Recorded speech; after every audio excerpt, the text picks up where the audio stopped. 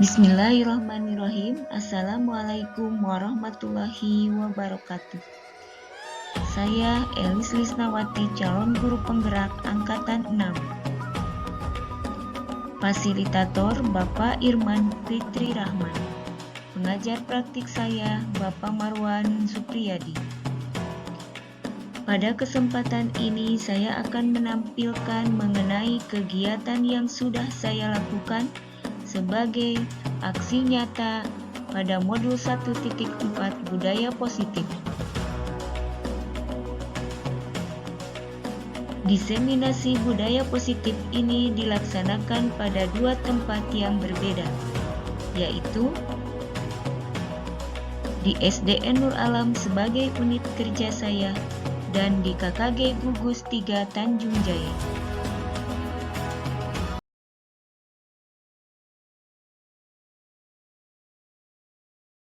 Bismillahirrahmanirrahim. Assalamualaikum warahmatullahi wabarakatuh. Waalaikumsalam warahmatullahi wabarakatuh. Selamat bertemu kembali ya dengan Ibu. Pada hari ini kita akan bekerja sama secara berkelompok. Kelompoknya dibagi 2 karena ini pas 16 orang ya, jadi 8 orang. Silakan cari yang terdekat saja atau mau dengan siapa saja, asal 8 orang satu kelompoknya. Nah, mau ngapain? Hari ini kita akan membuat keyakinan kelas. Tahu keyakinan kelas? Ada yang belum tahu, ada yang sudah tahu. Yang kemarin yang 2 orang mungkin sudah tahu ya, yang waktu itu syuting sama Ibu. Nah, itu sudah tahu apa keyakinan kelas. Keyakinan kelas itu sama dengan peraturan kelas. Di sini sudah ada peraturan kelasnya? Sudah? Belum? Nah, seperti itu ya. Aturan kelas hanya beda katanya saja, kata-katanya saja ya. Aturan kelas. Kalau sekarang kita sepakati bersama, namanya bukan aturan kelas tapi keyakinan kelas ya. Nanti kalian tulis di sini. Ini Ibu akan membagikan kertas post-it-nya, tinggal ditempel 1 orang 1 ya. Nanti nulis di sini, tempelkan di karton ini yang hitam ya. Apa saja yang ditulis? Nah, yang ditulis itu aturan-aturan kelas. Tapi ada syaratnya. Jangan menggunakan kata-kata dilarang. Contoh ya, dilarang makan di kelas. Nah, jangan menggunakan kata seperti itu. Ya, gunakan kata yang bagusnya. Misalnya kalau kita ingin melarang seseorang jangan makan di kelas, bagaimana? Contohnya, kalau nggak boleh berarti sama dengan dilarang, ya? Gimana? Nah, makannya di luar saja, bisa itu bagus seperti itu, ya? Nah, jadi kalau dilarang makan di kelas, ganti kalimatnya dengan makannya di luar saja. Nah, seperti itu, ya. Jadi tuliskan nanti keinginan kalian di kelas 6 ini, ya, bukan di semuanya di sekolah ya. Di kelas 6 ini saja. Di kelas 6 ini apa yang kalian inginkan di kelas? Tapi jangan menggunakan kata dilarang. Ya, cari bahasa yang lain. Bisa dipahami? Bisa. Sekarang kalau sudah paham, silakan bentuk kelompok 8 orang. Bisa campuran kita udah. Gimana? Ini sebelah sini. Ya tadi apa ya? Buat. Nah, itu. So, bisa di sini. Satu kelompok bisa di sini, bisa di belakang silakan. Pokoknya kelompok 1, kelompok 2 berpisah. Mau di depan atau di belakang?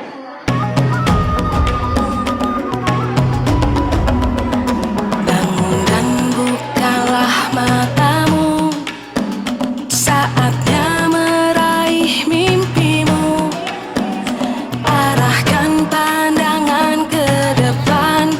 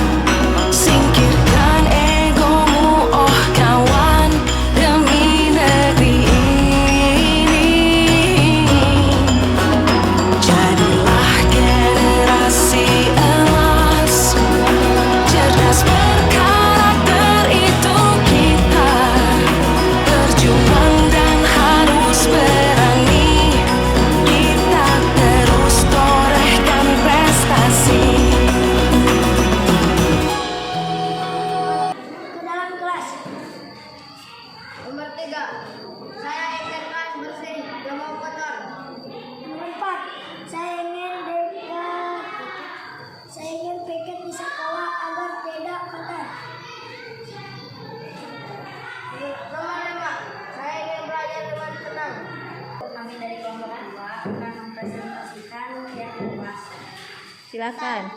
1. Makannya di luar saja ya. 2. Kita harus saling menghargai sesama teman. 3. Saya ingin belajar di kelas sopan dan santun dan sekolah tepat waktu. Jujur, disiplin, dan percaya diri. Saling menghargai.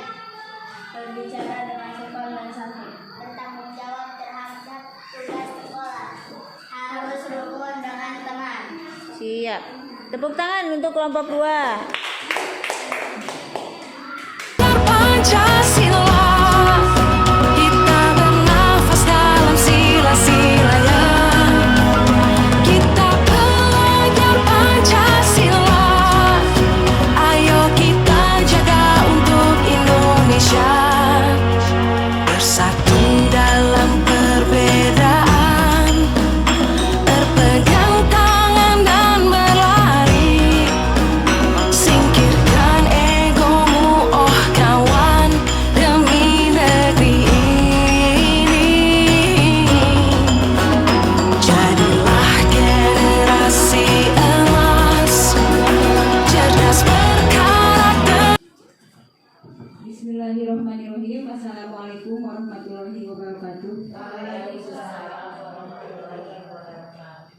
Ibu-ibu, maaf mengganggu waktunya sebentar.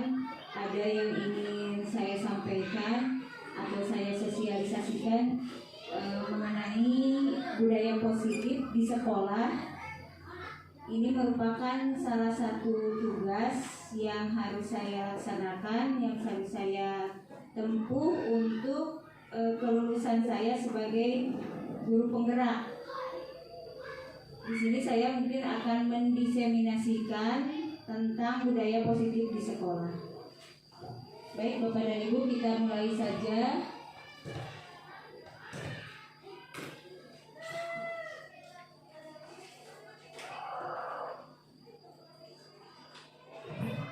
Nah, ini ibu-ibu tinggal menjawab ya pertanyaan-pertanyaan di sini.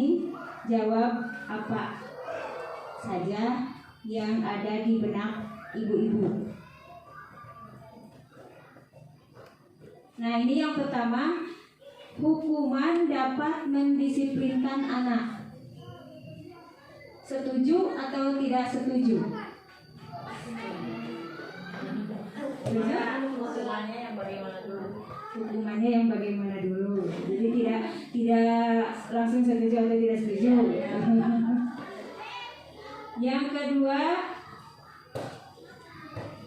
pemberian hukuman dengan hal positif seperti membaca atau membersihkan halaman sekolah dapat meningkatkan disiplin anak. Setuju tidak?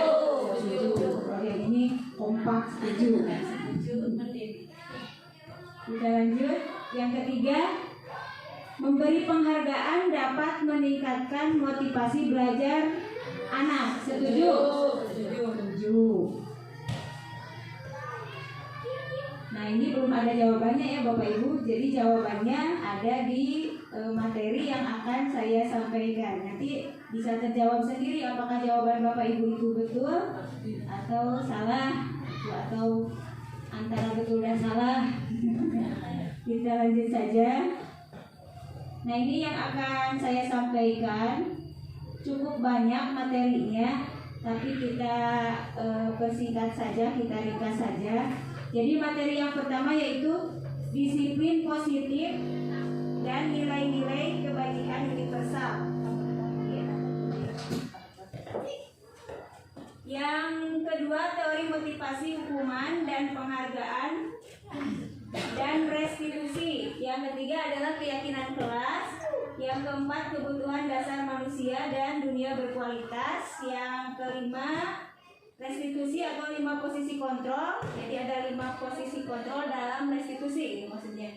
Terus restitusi dengan menggunakan segitiga restitusi. Mungkin istilah-istilah ini ada yang ibu-ibu sudah ketahui, langsung mungkin di pikirannya oh disiplin sudah tahu, ini sudah tahu. Tapi mungkin ada sebagian yang masih belum tahu atau masih remang-remang gitu ya. Nah, mari kita pelajari bersama-sama. Ini yang pertama ya, disiplin positif dan nilai-nilai kebajikan universal. Nah, selama ini sebetulnya banyak miskonsepsi ya antara makna kontrol berdasarkan teori kontrol. Nah, ini sebetulnya yang betulnya ya. Ini ilusi, berarti kalau ilusi nah, berarti hayalan. Upami dina bahasa Sundana manaon geuningan. Sapertos anu hamil cenah teh cenging seueur ulam es. Nah, mitos atau kasih naon teh geuningan. Bahasa Sundana mah pamali. Nah, istilah-istilah itu ya.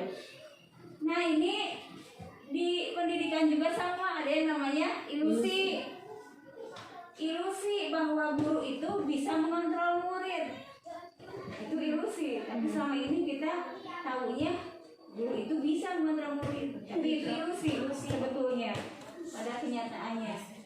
Yang kedua, ilusi bahwa semua penguatan positif efektif dan bermanfaat. Kenapa ilusinya? Penguatan disebutnya ilusi. Ya, yang ketiga, ilusi bahwa kritik dan membuat orang merasa bersalah dapat menguatkan karakter. Itu juga masih ilusi. Ilusi bahwa orang dewasa memiliki hak untuk memaksa.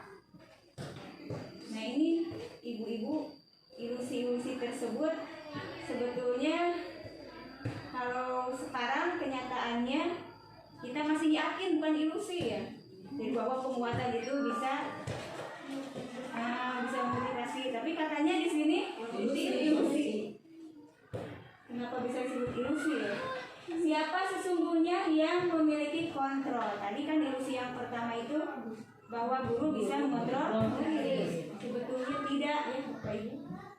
Ibu-ibu ya. Nah, ini stimulus respon. Jadi kan kalau dulu yang kita tahu ada pengajaran yang model pembelajaran yang stimulus respon gini, SR. Jadi ada begitu anak dikasih stimulus, kayak respon gitu. Nah, stimulus respon, dalam stimulus respon kita mencoba mengubah orang agar berpandangan sama dengan kita. Ada teori kontrol ya. Kita berusaha memahami pandangan orang lain tentang dunia. Lalu menurut stimulus respon, perilaku buruk dilihat sebagai suatu kesalahan. Kalau menurut teori kontrol, semua perilaku memiliki tujuan. Kemudian orang lain bisa mengontrol saya, itu stimulus respon. Kalau teori kontrol, hanya Anda yang bisa mengontrol diri Anda. Kemudian menurut stimulus respon juga saya bisa mengontrol orang lain. Nah, menurut teori kontrol Anda tidak bisa mengontrol orang lain. Kemudian pemaksaan ada pada saat bujukan gagal. Jadi kami dibujuk dan dipaksa. Kami menurut stimulus respon. Tapi sebetulnya menurut teori kontrol, kolaborasi dan konsensus menciptakan pilihan-pilihan baru. Nah, yang terakhir, di stimulus respon ini ada model berpikir menang kalah. Kalau di teori kontrol itu model berpikirnya menang-menang. Ya, Bapak Ibu, kita lanjut saja. Kemudian kita ke disiplin. Tadi sudah banyak ilusi ya, masih belum kita pecahkan. Sekarang ke disiplin. Apa yang terbayang di benak Anda, di benak ibu-ibu ini tentang kata disiplin? Pas mungkin disiplin, berarti orang emutnya karena naon tah? Taat, peraturan, betul ya. Coba kita lihat, betulkah seperti itu? Sebetulnya disiplin itu berasal dari bahasa Latin disciplina yang artinya belajar. Ya. Kemudian menurut KHD atau Ki Hajar Dewantara, disiplin adalah disiplin diri yang memiliki motivasi internal dari dalam diri siswa sebetulnya. Disiplin itu ya, yang membuat seseorang menggali potensinya menuju tujuan mulia, dihargai dan bermakna. Kemudian seseorang yang memiliki disiplin diri berarti bisa bertanggung jawab terhadap apa yang dilakukannya. Nah, yang terakhir itu ya kesalahan kita sebagai guru. Dalam budaya kita, makna disiplin telah berubah menjadi sesuatu yang dilakukan seseorang pada orang lain untuk mendapatkan kepatuhan. Jadi seperti tadi yang ditanya ya, tadi kalau disiplin langsung ke peraturan, ketaatan. Padahal arti sebetulnya itu belajar disiplin itu. Jadi bukan disiplin kita mendisiplinkan anak, tapi anak yang memiliki kesadaran sendiri untuk berdisiplin. Sebetulnya itu. Ya, ibu-ibu, di guru penggerak ini saya juga mengalami jadi banyak istighfar sebetulnya. Kok selama itu orang teh salah gitu. Jadi banyak miskonsepsi. Oh iya, terang abdi oge gitu ya, disiplin apa sebetulnya disiplin teh gitu. Jadi bukan memaksa anak supaya jadi artinya. Nah, ini ada nilai-nilai kebajikan. Bisa ibu-ibu dibaca sendiri. Ini nilai-nilai kebajikan. Yang dimaksud nilai-nilai kebajikan adalah sifat-sifat positif manusia yang merupakan tujuan mulia. Ya, ini dapat dicapai setiap individu. Dan nilai-nilai kebajikan ini kalau sekarang ada di profil pelajar Pancasila. Ini yang 6 ya. Satu lagi mana? Satu lagi ya. Ini yang 6. Ini adalah nilai-nilai kebajikan. Disiplin, nilai-nilai kebajikan ya. Lalu, nah ini contoh nilai-nilai kebajikannya. Banyak ya, harga diri, ada kejujuran, semangat. Ini penjabaran dari profil pelajar Pancasila yang tadi yang 6. Kita lanjut saja. Nah, kemudian ada teori motivasi perilaku manusia. Motivasi perilaku manusia. Berarti kalau motivasi adalah dorongan. Dorongan itu bisa dari dalam, bisa dari luar. Ada yang disebut motivasi intrinsik dan ekstrinsik ya. Ini sama ya. Nah, ini anu tadi teh Bapak Ibu anu penguatan alternatif penghargaan. Sebetulnya penghargaan itu motivasinya bukan motivasi dari dalam, tapi dari luar. Sedangkan yang harus kita tanamkan ke siswa supaya siswa itu memiliki motivasi dari dalam ya. Jadi sebetulnya dengan memberikan penghargaan ke siswa, ujian atau misalkan diberi hadiah, itu akan ketergantungan si siswa tersebut. Atau kalau terlalu sering siswa itu aneh deh gitu di postingan akhir-akhir gitu, di postingan gitu ibu gitunya terlalu sering jadi namanya untuk abadi gitu motivasi nanti kalau dari luar. Jadi tugas kita adalah supaya motivasi intrinsik anak itu keluar bagaimana gitu. Ini ya, kalau untuk motivasi eksternalnya, nah apa yang akan terjadi apabila saya tidak melakukannya? Misalkan di pasien PR ya, kan murid-murid deh kadang-kadang kebanyakan melakukan PR teh sieun disusulan ku ibu, sieun dihukumnya. Tidak ada kesadaran dari diri dia sendiri untuk padahal mah tugas dia supaya bisa ya. Kebanyakan seperti itu. Salah Bapak Ibu itu teh. Jadi saya istilah. Nah, tak seperti ianya. Jadi eksternal yang terakhir itu internal. Nah, itu yang harus ditumbuhkan. Jadi yang eksternalnya itu murid melakukan disiplin karena takut dihukum. Itu itu eksternal, tidak akan bertahan lama. Kemudian mendapatkan imbalan. Baru dikalungkan acungna, karena diguruhan ke ibu permen misalnya, karena dipasien atas ke ibu atau karena dipuji ke ibu. Nah itu masih eksternal ya, masih eksternal. Harusnya anak-anak itu menyadari sendiri bahwa memasukkan pakaian itu kewajiban dia untuk menaati peraturan. Ini yang sulit ya. Wacarananya harus sadar diri. Nah ini merdeka teh bebas ya ibu-ibu bapak wae. Merdeka teh bebas, tapi bukan dalam arti bebas sebebas-bebasnya, tetap memiliki aturan. Ayeuna kurikulum merdeka, ada kurikulum merdeka kumaha diwer ngajar kumaha gitu ya. Teu sapertos gitu, sebab memiliki aturan tetap ya. Merdeka itu artinya tidak hanya terlepas dari perintah, akan tetapi juga cakap buat memerintah diri sendiri. Maksudnya merdeka itu jadi anak teh sanes dianggap kumaharap gitu, budak teh tinggal sehat dulu merdeka ya, naon jeung merek gugulingan di balong di kupator gitu. Nah ini ada istilah dihukum oleh penghargaan. Nah ada istilah tadi teh aku abi atas dibahasnya, pengaruh jangka panjang dan jangka pendek. Kalau jangka pendek berarti anak teh menaati peraturan hanya saat itu. Kalau jangka panjang mah tadi teh lama-lama anak teh bosen. Jangka panjang teh diberi hadiah itu teh akhir.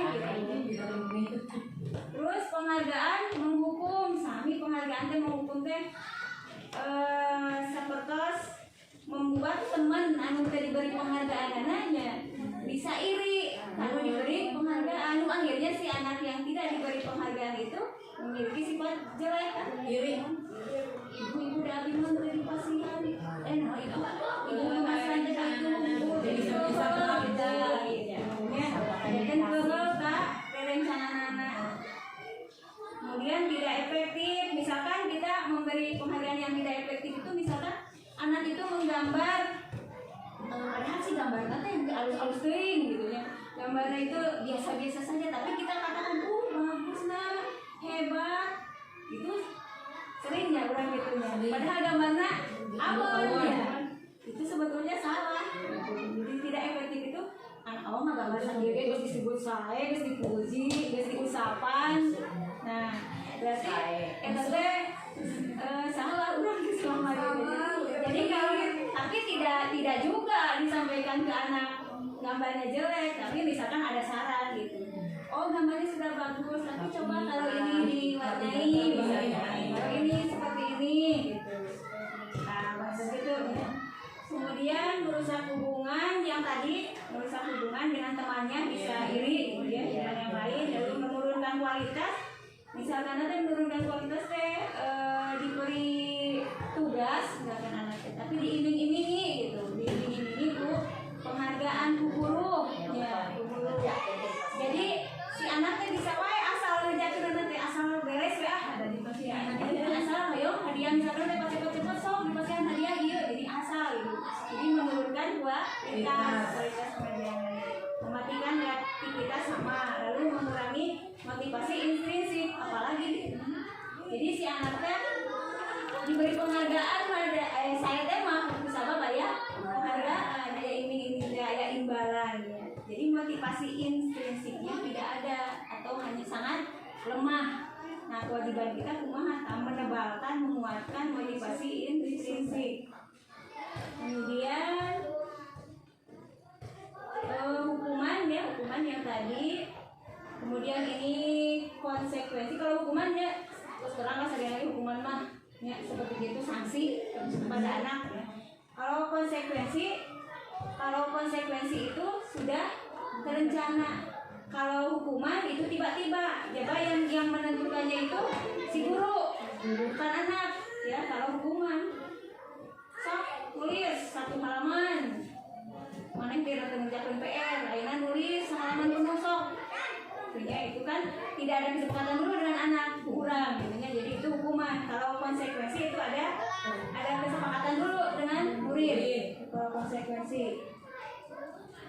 Kemudian, nah ini konsep disiplin dengan identitas gagal. Hukuman salah satunya itu disiplin yang gagal. Jadi cobalah di sekolah kita, mungkin mulai dari sekolah kita, hindarilah hukuman yang istilah hukuman, apalagi hukumannya yang tidak nyambung. Kemudian nyambung sekarang dosa maneh-anana gitu, tidak mendidik, tidak mendidik misalkan nanti tiba-tiba kita bersihan WC gitu nya, udah kesiangan kita bersihan WC sampai sendiri, ya itu kan salah juga. Itu disiplin yang gagal. Kemudian, nah ini kalau konsekuensi itu disiplin yang sukses. Jadi bisa kita konsekuensi. Berarti kalau di kelas kita adakan dulu dengan murid perjanjian. Nanti kalau kamu kesiangan, ini kamu nanti akan mendapatkan sanksi ini. Pulang ujung-ujung gitu lah. Tiba-tiba tidak ada konsekuensi dulu, tidak ada perjanjian. Kemudian penghargaan juga yang tadi gagal, termasuk gagal ya. Ini tidak bisa kembali. Kalau penghargaan termasuk yang disiplin yang gagal. Kemudian ini restitusi, ini juga disiplin yang sukses ya. Jadi yang gagal itu hukuman dan penghargaan, yang sukses konsekuensi dan restitusi. Mungkin ibu-ibu belum mengenal restitusi ya. Belum mengenal restitusi teh. Oke, ulang perbedaan. Nah, ini perbedaan hukuman dan konsekuensi. Ya. Kalau hukuman sesuatu yang menyakitkan harus terjadi. Kalau konsekuensi sesuatu harus terjadi, menyakitkannya tidak ada, ya. Atau di konsekuensi. Kemudian hukuman membuat anak sakit fisik maupun hati untuk jangka waktu lama.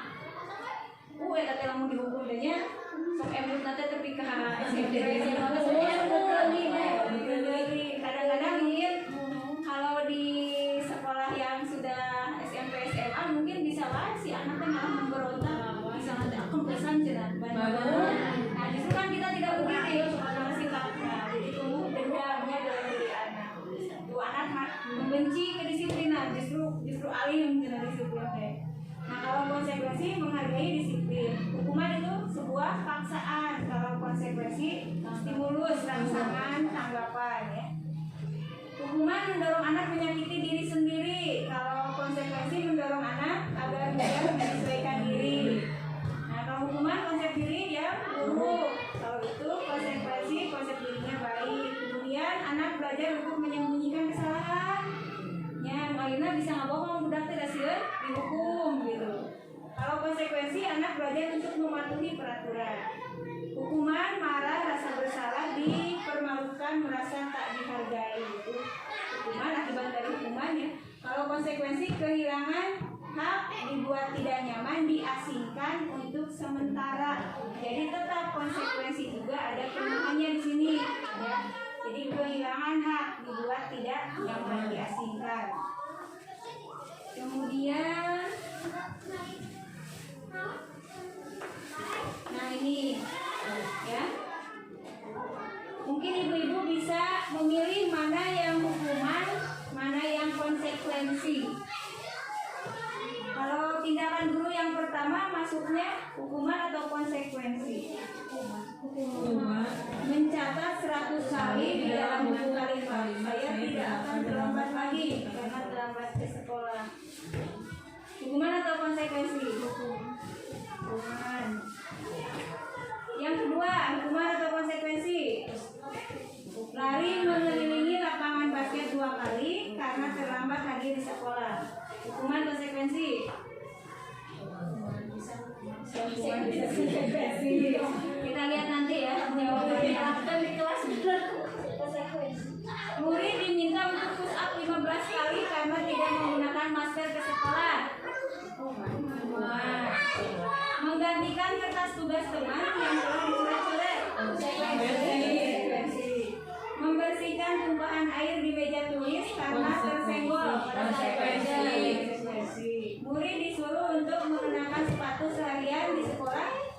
tidak mengenakan sepatu hitam. Hukuman. Lari mengelilingi lapangan basket 2 kali karena terlambat 10 menit untuk pelajaran PJOK. Kita lihat jawabannya ya.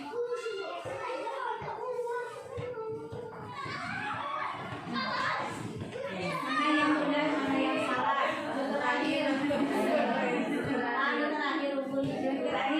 Ada yang ditanyakan yang terakhir. Kenapa konsekuensi? Kenapa konsekuensi yang di bawah tidak hukuman? Di atas juga kan masuk pelajaran karena itu nyambung, karena pelajarannya olahraga ya. Kalau yang di atas karena terlambat hadir kan larinya. Iya. Itu hukuman ya. Tapi ini nyambung ya Mas. Yang tentang pemanasan.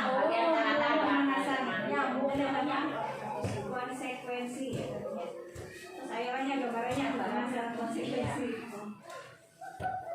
Nah, sekarang restitusi, kita tadi restitusi naon cerita eta begitu. Nah, dibaca. Restitusi teh proses menciptakan kondisi bagi murid untuk memperbaiki kesalahan mereka sehingga mereka bisa kembali pada kelompok mereka dengan karakter yang lebih kuat, ya. Menghadap oke sami tanya. Restitusi juga merupakan proses kolaboratif yang mengajarkan murid untuk mencari solusi untuk masalah mereka. Jadi kalau dibandingkan dengan konsekuensi, ya berarti lebih baik restitusi. Tadi konsekuensi masih ada kekurangan ya tadi. Yang paling bawah tadi apa? Membuat hak kehilangan hak, karena kehilangan hak lalu merasa diasingkan itu konsekuensi ya. Kalau restitusi sepertinya lebih sempurna gitu. Kita lihat restitusi. Nah ini 9 ciri-ciri restitusi.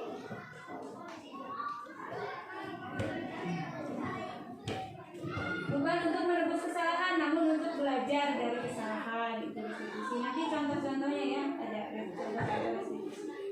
Kita lanjut saja. Nah, Bu Etin, Abi kan sekelas genep ya. Nah, menerapkan tentang keyakinan kelas. Mau sih keyakinan kelas gitu ya. Sebetulnya keyakinan kelas itu tidak beda dengan peraturan. Hanya kalau peraturan, image-nya kan sekarang peraturan itu seolah paksaan untuk anak supaya disiplin. Jadi kalau keyakinan kelas, keyakinan yang diyakini murid gitu secara bersama-sama jadi lebih positif. Jadi anaknya image-nya lebih positif kalau keyakinan kelas. Kalau peraturan kadang anak takut peraturan ya. Nanti ayah nama di kelas terkenging ayah peraturan kelas. Tapi gentos keyakinan kelas. Keyakinan kelas 1, keyakinan kelas 2. Nah, kalimat-kalimatnya pun beda. Jadi kalimat-kalimat negatif diganti dengan kalimat-kalimat positif yang memunculkan nilai-nilai kebajikan yang tadi yang di profil pelajar Pancasila ya. Nah, mengapa tidak peraturan saja? Mengapa harus keyakinan kelas? Tadi sudah saya utarakan. Ya. Nah, contohnya seperti ini. Mengapa kita memiliki peraturan harus menggunakan helm bila mengendarai kendaraan roda 2 kurang pakai kendaraan helm? Bukan takut polisi, takut ditilang, ada harus takut ditilang, ya takut ditilang. Jadi nggak sadar. Nah, kemudian keselamatan. Nah, kalau kita yakin dulu pasti setiap kali kita berkendara pakai motor pasti pakai helm gitu ya. Pada ayah polisi, pada ayah polisi. Mengapa kita memiliki peraturan 3M? Mencuci tangan ya yang kita kemarin waktu COVID. Nah, kira-kira mengapa? Untuk menghindari penularan. Nah, kalau kita tahu berarti kita harus melakukan. Kalau kita tahu, cuma 3M ada sih bisa ada wartawan, bisa ada guru sebagainya. Mengapa kita memiliki peraturan harus datang tepat waktu pada saat mengikuti pelatihan? Kunaon? Mengapa?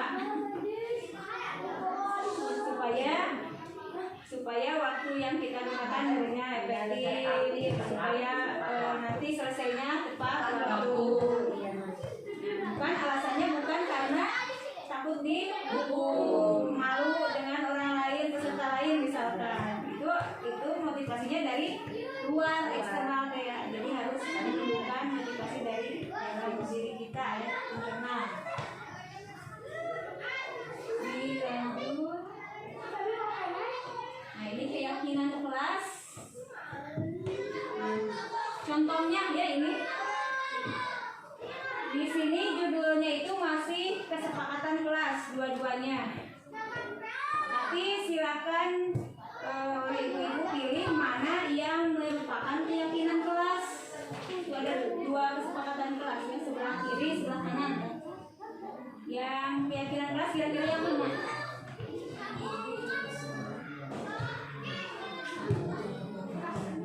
Kesepakatan kelas yang kiri atau yang kanan? Yang merupakan keyakinan kelas.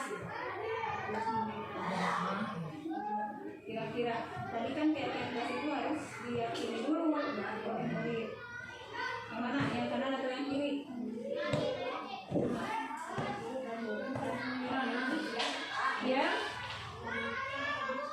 Yang ABC ya, yang kanan. Karena di sana ada kesepakatan kami guru dan murid yang saling menyayangi. Nah, nilai kebajikannya itu saling menyayangi. Jadi ada nilai kebajikan, ada kesepakatannya juga. Nah, ini mungkin contoh untuk membuat keyakinan kelas. Kemudian kami murid yang semangat belajar. Kami murid yang peduli dengan teman-teman. Nah, jadi ada seolah perjanjian gitu ya, perjanjian bisa yang mulai kita terapkan. Kalau misalkan supaya di kelas interkalator kami dan murid kami guru dan murid mencintai kebersihan itu. Jadi jagalah kebersihan, buanglah sampah pada tempatnya. Nasibnya itu dihindari kata-kata itu.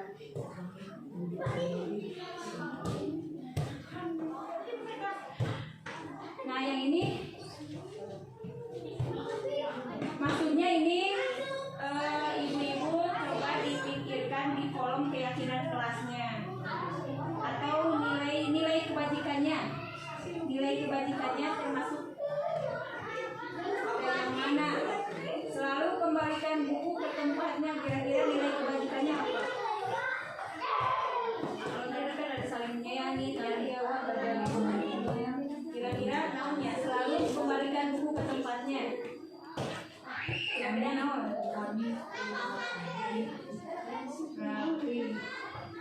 Murid deh. Harapan anak supaya mengembalikan buku ke tempatnya, kalau di kelas baca sendiri rapi. Kira-kira naon eta? Nah, nilai kebajikan. Siga nama naon teh? Tanggung jawab sebenarnya. Kayak orang tinggalnya. Kemudian dilarang mengganggu orang lain. Kira-kira nilai kebajikan mana naon? Saling menghargai. Hadir di sekolah 15 menit sebelum pembelajaran dimulai. Atau komitmen. Dilarang melakukan kekerasan. Berarti saling menyayangi. Kemudian dilarang menggunakan narkoba. Kesehatan bisa bergantian atau menunggu giliran. Tertib bisa gunakan masker. Kesehatan jangan berlari di kelas atau koridor. Ketertiban bisa aja. Nilainya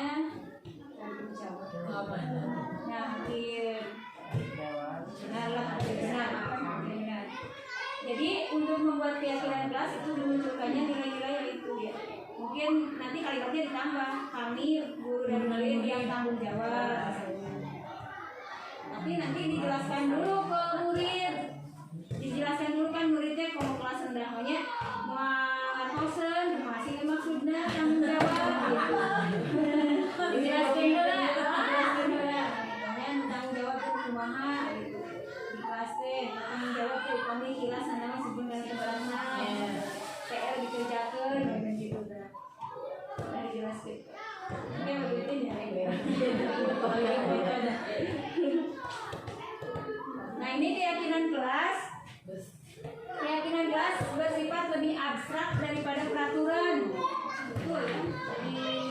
Dari formal yang langsung, yang lebih rinci dan konkret. Keyakinan kelas berupa pernyataan-pernyataan universal yang secara umum. Pernyataan keyakinan kelas senantiasa dibuat dalam bentuk positif. Kemudian keyakinan kelas hendaknya tidak terlalu banyak sehingga mudah diingat dan dipahami oleh semua warga kelas. Itu yang diurutkan. Yang penting mah mencakup pengertian. Keyakinan kelas sebaiknya sesuatu yang dapat diterapkan di lingkungan tersebut. Jadi yang mustahil kebiasa dilakukan dirinya makanya intinya. Semua warga kelas hendaknya ikut berkontribusi dalam pembuatan keyakinan kelas lewat kegiatan curah pendapat. Bersedia meninjau kembali keyakinan kelas dari waktu ke waktu. Kan papayang ku abdi banyak kamari oke kelas genep kesulitan tadinya kalimat mengungkapkan kalimat singgerak teh. Nah mungkin bisa disiasati dengan kita membuat dulu kata-kata sing seueur lah anu maksud kita supaya dipilih ku anak gitu. Nanti budak teh sina milihan. Nah, keyakinan kelas teh hidup teh hoyong naon wae di kelas teh hoyong kumaha wae gitu. Nah, berarti sina milih tina kata anu dibuat ku urang pengen biasa gitu. Jadi tempelkeun disepakati bersama. Disepakati sadaya.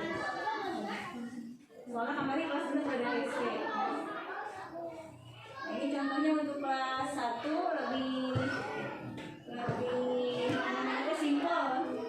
Setiap anggota kelas perlu belajar. Setiap anggota kelas perlu senang.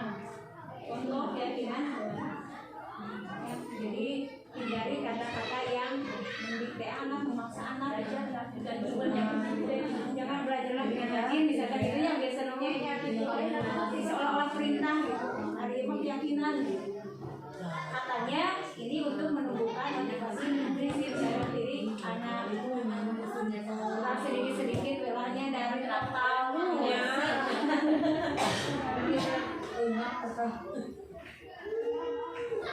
Nah, mengapa harus ada motivasi? Harus ada keyakinan kelas tadi, lalu kita harus mengerti gitu, mengerti atas kebutuhan anak. Ya, kita kan benar-benar memahami kebutuhan juga. Ya. Nah, ini ada lima kebutuhan dasar manusia. Yang pertama bertahan hidup, kemudian penguasaan, kesenangan, kebebasan, kasih sayang, dan rasa diterima. Pada umumnya murid itu terutama kasih sayang dan rasa diterima sebetulnya ke anak itu harus dihargai, benar-benar dihargai gitu ya. Jadi tidak teh sanes objek, ya sanes objek pembelajaran gitu. Gitu tuh udah teh hal-hal kecil objek, dia bukan mau. Ibu kuning dina antena muridnya pasti ayat gitu kan. Misalnya teh anjeunna sekolah gambar rapi gitu ya. Tapi si ibu teh cuek gitu, ibu guru teh misalnya teh. Pasti ayat di dalam dina jelas teh nanti. Si ibu atuh geus langgan gelis-gelis ieu rapi gitu pasti ayat gitu. Jadi guru teh sebetulnya harus peduli satu persatu anak teh gitu. Anak kecil ya teh gitu. Jadi anak teh merasa sangat dihargai, kebutuhan dasar gitu teh. Coba berkurang sampeurkeun ya dipuji, pasti anak teh bakal langsung lebih meningkat deui nya nanti gitu. Walaupun tadi penghargaan aya oge efek dampak namanya teh tidak baik, malah disebutnya teh disiplin yang gagal tadi ya. Tapi kalau ada pujian mah ya salah anak tergantung aja. Ini nah sekarang restitusi ya, 5 posisi kontrol. Nah kemarin ayat video ya. Kami ibu Mina matos nonton kemarin teh.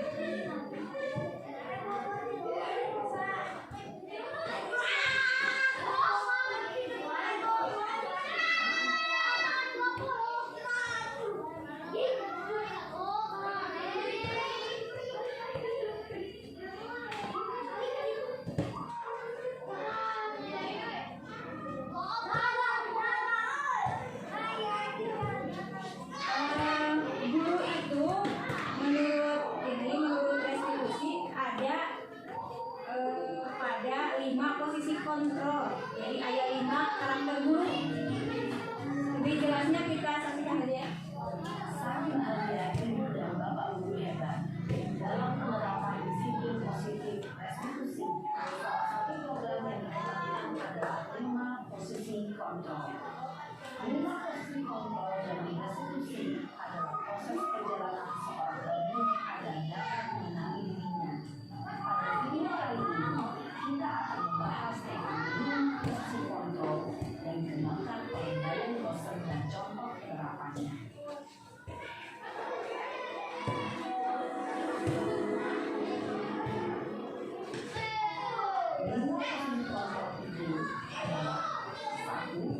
Posisi pendukung, 2, posisi pembuat merasa bersalah, 3, posisi teman, 4, posisi pemantau atau pemantau, dan 5, posisi manajer.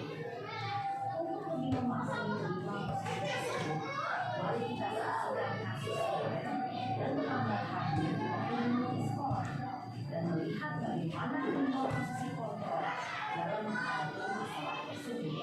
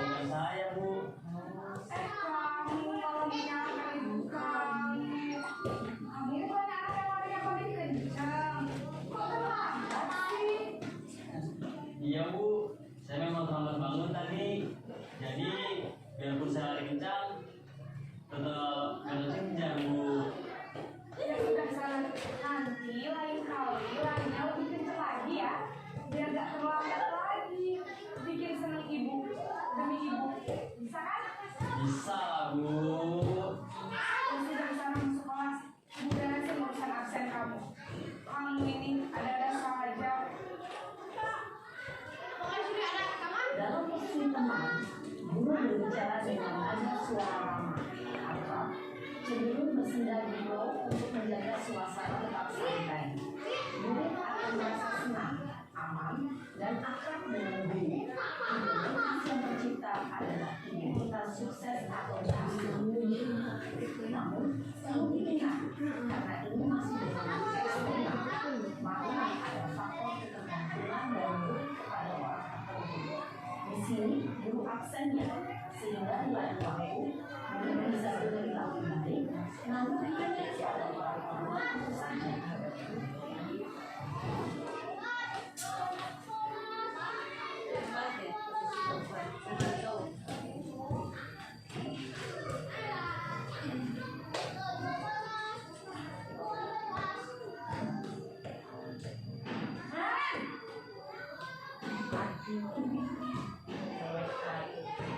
Pagi Bu. Naren, apa peraturan sekolah kita tentang jam berapa kita harus masuk sekolah? Nah, Kita harus di sekolah jam 7 Bu. iya betul. Sekarang sudah jam 7.00. Naren sudah tahu konsekuensinya jika terlambat aja. Paham Bu. Saya harus tinggal kelas pas jam istirahat selama 20 menit. Iya benar. Konsekuensinya demikian. Jadi nanti jam 9.30 pas istirahat, kamu harus tinggal di kelas, kerjakan tugas tambahan untuk ketertinggalan kamu. Baik Bu. Posisi komando mengandalkan penghitungan atau data untuk mengontrol murid. Guru mengarahkan murid berdasarkan peraturan dan konsekuensi. Seorang komando menunjukkan bahasa tubuh dan ekspresi wajah yang datar dan cenderung formal.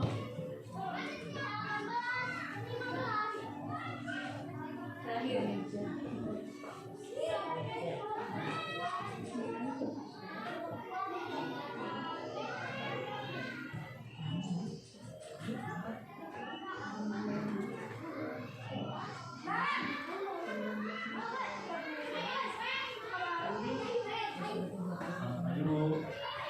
Selamat pagi Naren. Maaf Bu. Saya lambat. Iya, sekolah masuknya jam 7, sekarang sudah jam 7.20. Jadi sekarang bagaimana ini Naren? Maaf Bu. Saya lupa hafalan saya semalam. Baiklah, tapi keyakinan sekolah yang ada di mengerjakan. Kalau diri sendiri dan orang lain Bu. Apakah Naren yakin kondisi saling menghormati tersebut? Iya Bu. Saya meyakininya. Masalah keterlambatan ini. Bersedia Bu. Bagaimana kamu akan memperbaiki masalah keterlambatan ini? Saya akan coba untuk tidak lupa menyetel alarm saya Bu. Baik, kalau kalian ada alarm di rumah, ada orang yang kira-kira bisa bantu mengingatkan tidak? Ada Bu. Kakak saya, Kak Emma. Ada lagi selain Kak Emma? Selain Kak Emma, ada Ayo, Ada Kak Emma dan ibunya. Kira-kira akan mulai alarm apa nih, Naren? setelah sekolah akan segera saya lakukan. Baik, jadi Naren akan setel alarm untuk bangun besok pagi dan akan diingatkan oleh kakak dan ibunda Naren.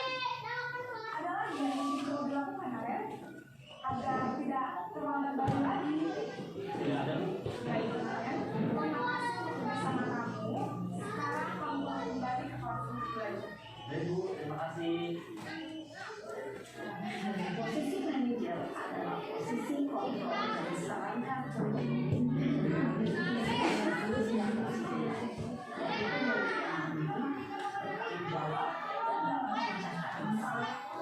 tujuan dari posisi ini adalah agar guru dapat deteksi atas tindakannya. Guru akan terus memberikan pertanyaan-pertanyaan yang makna sehingga murid dapat belajar dari kesalahan dan mencari solusi untuk menyelesaikan. Ibu dan bapak guru hebat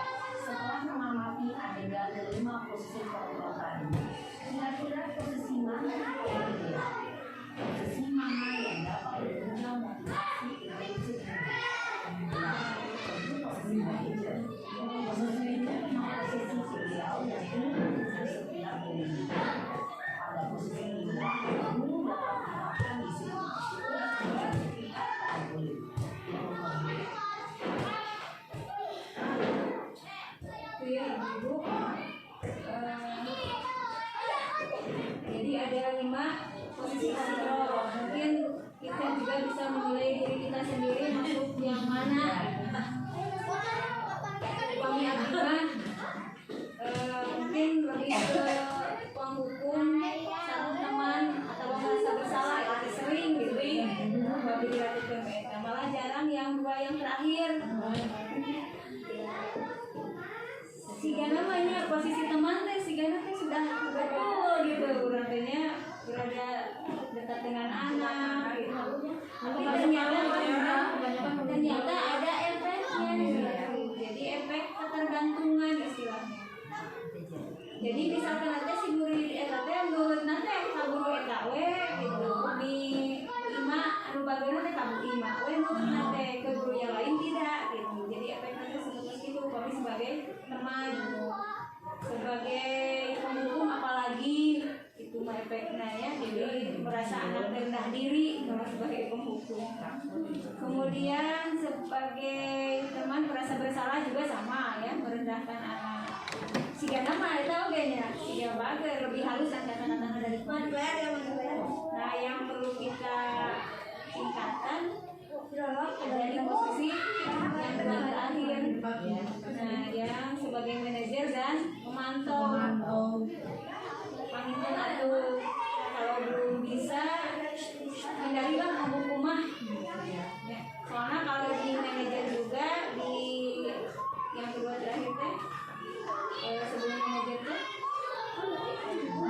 pemantau. Nah, yang pemantau dan manajer juga di sana masih ada. Sebagai teman ada, jadi kata-katanya sebagai teman ada, lebih dekat ke siswa ada. Hanya di sana tidak terlebay lah intinya. Jadi lebih berwibawa gitu, lebih tapi ramah juga. Nah itu penelitian sesat ya. Bagi ulangnya gurunya dan karakter masing-masing. Jadi ini teh butuh proses yang lama. Jadi ulangnya tidak astagfirullah, kita salah gitu, kita share gitu.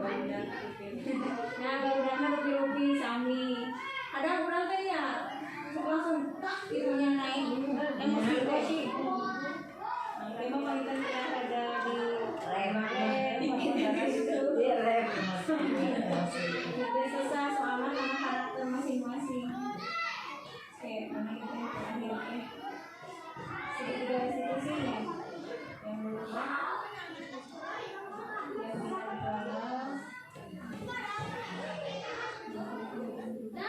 terus tadi marilah perbedaan penanganannya tadi ada posisi kontrol anu 5. Nah kalau sudah memahami berarti bisa menentukan ini berada di posisi kontrol yang mana. Saya kecewa sekali dengan kamu.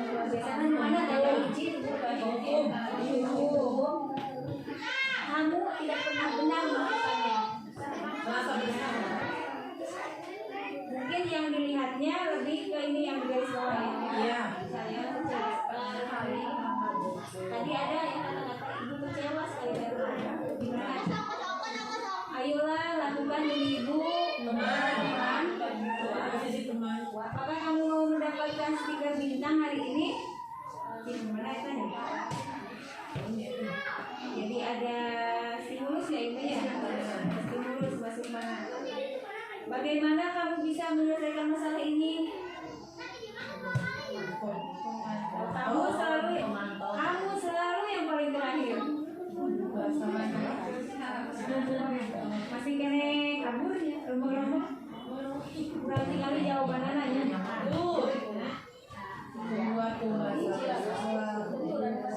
Semua ada ya, yang 5 ada. Yang pertama itu membuat merasa bersalah. Kalau yang paling terlihat paling beda yang ini ya. Gampil ya. Demi ibu. Soknya ada bagus. Namanya ibu. Kayaknya kayak ibu. Tapi memang lebih baik daripada penghukum. Singkatnya ada kayak ibu itu teh. teh libur ya masuk itu. Jadi tanpa kita sadari ya memang aku cuma hanya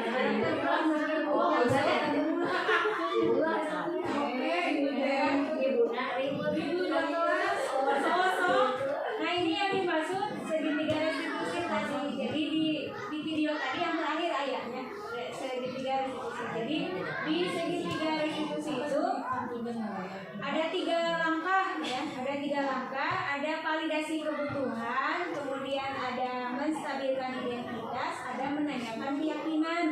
Tadi di video terakhir ayahnya validasi kebutuhan, contohnya teh haruskan alasannya, haruskan alasan, kamu tentu punya alasan apa. Cik hidup teh berulang sama mana kasihan izin di luar kelas. Kerja keteran di luar kelas gitu ya, tanpa menanyakan alasannya.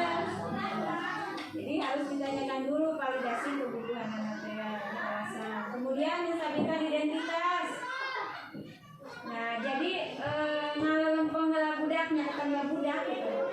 Kamu bukan satu-satunya yang pernah melakukan ini. Misalkan ya, ayah nu tawarkan acurna gitu ya. Pernah ke guru teh, biasa guru teh di sauran. Ibu teh kakumpul pernah gitu. Nah, itu teh masuk karena menstabilkan identitas. Ibu teh kakumpul pernah dihukum menuju di SD misalkan ditawarkan.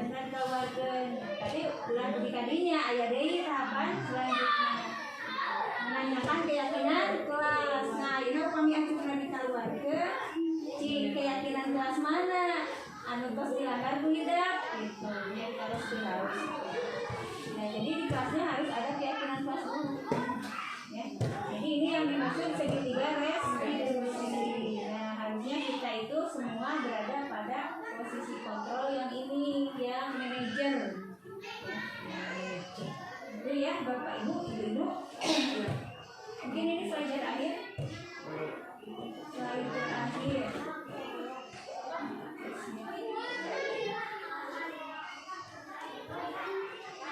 Ya.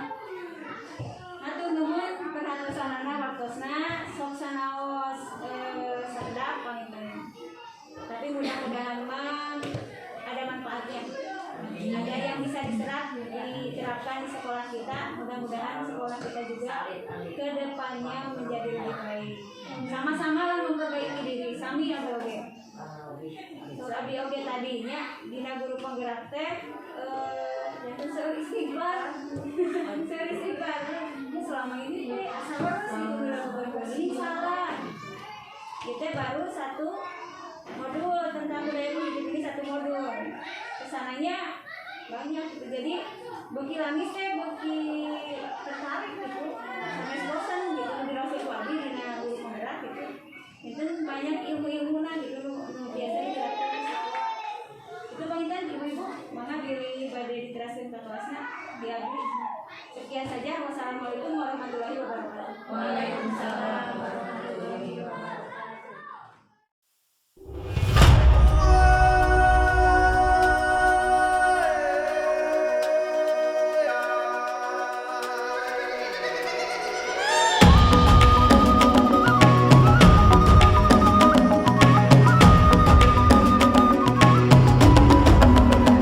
Bangun dan bukalah matamu, saatnya